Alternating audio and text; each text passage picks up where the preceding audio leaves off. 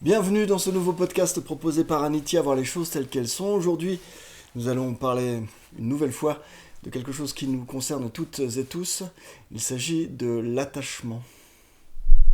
On relie en général l'attachement à des choses, à des personnes ou à des situations.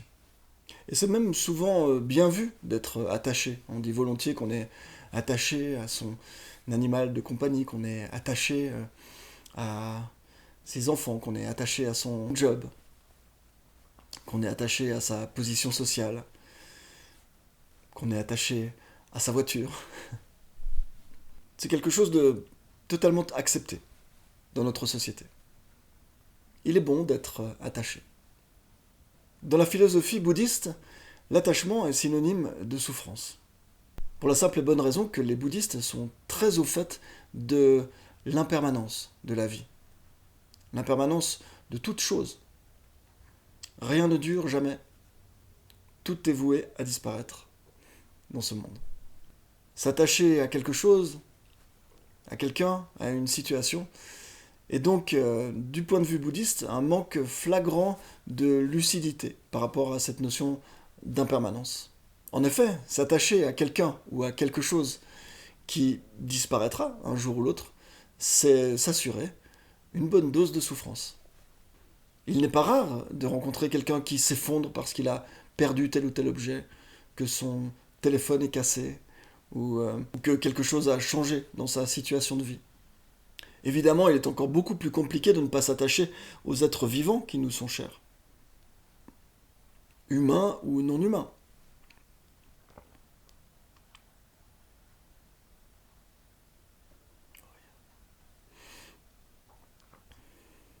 Et pourtant, un jour ou l'autre, les parents que nous aimons quitteront leur corps. Nos enfants que nous aimons tant quitteront la maison. Pour s'éviter ce genre de souffrance, il est donc souhaitable de ne pas s'attacher. Ne pas s'attacher ne signifie pas être détaché. Il y a une différence entre le détachement et le non-attachement. Dans le détachement, il y a une forme de désinvolture, de désintérêt. Alors que dans le non-attachement, il y a une capacité d'accueillir et d'aimer sans s'attacher. On peut tisser des liens avec quelqu'un sans y être attaché. On peut aimer quelqu'un ou quelque chose de tout son cœur sans vouloir que cette relation qu'on a à cette personne ou à cette chose dure toute la vie. Le non-attachement, c'est tout simplement accueillir ce que la vie, ce que l'univers vous offre sur le moment et en être reconnaissant tant que cette personne ou cette chose sont là. Le non-attachement, c'est une forme de souplesse et de capacité à laisser couler le fleuve de la vie à travers soi, sans vouloir retenir quoi que ce soit. L'ego, la personnalité, ce personnage qui se construit au fil du temps, a cette fâcheuse habitude à vouloir garder pour lui ce qu'il affectionne. L'ego aimerait qu'une situation qu'il chérit perdure toute la vie. L'ego aimerait que tel ou tel objet qu'il affectionne particulièrement soit toujours à lui. L'ego aimerait que telle ou telle personne qu'il chérit reste à ses côtés toute la vie. Mais c'est une vue de l'esprit, c'est une projection mentale, c'est une volonté de possession de quelqu'un, d'une situation, d'un objet. C'est une volonté de conserver, de retenir. Alors que la vie est fluide, la vie s'écoule. C'est une folie que de vouloir retenir la vie. C'est une folie que de vouloir aller à l'encontre de l'impermanence. C'est une folie de vouloir fixer quoi que ce soit. Il y a l'attachement aux choses, aux personnes, aux situations, bien sûr, mais il y a aussi l'attachement à cette personnalité, l'attachement à l'ego lui-même,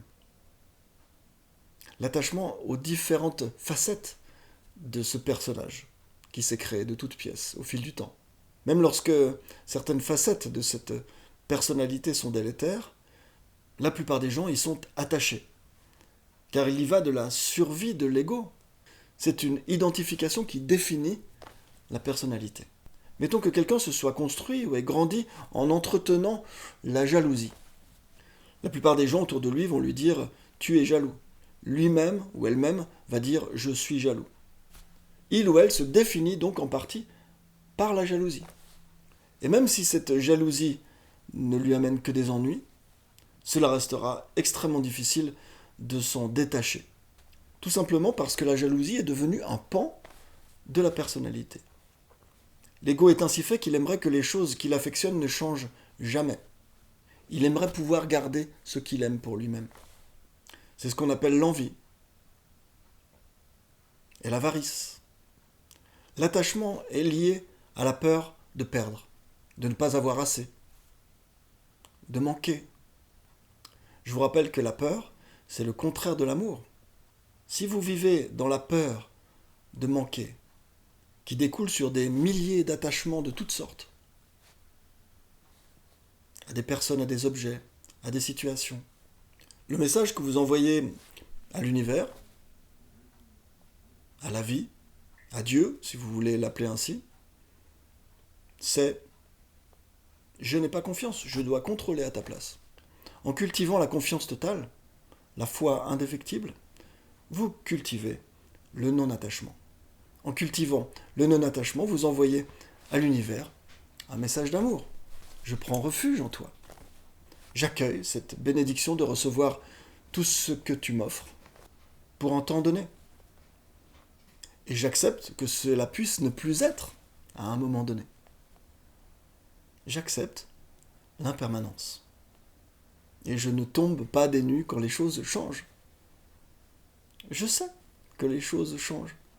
Je sais que les objets disparaissent, qu'ils se cassent, que les personnes partent.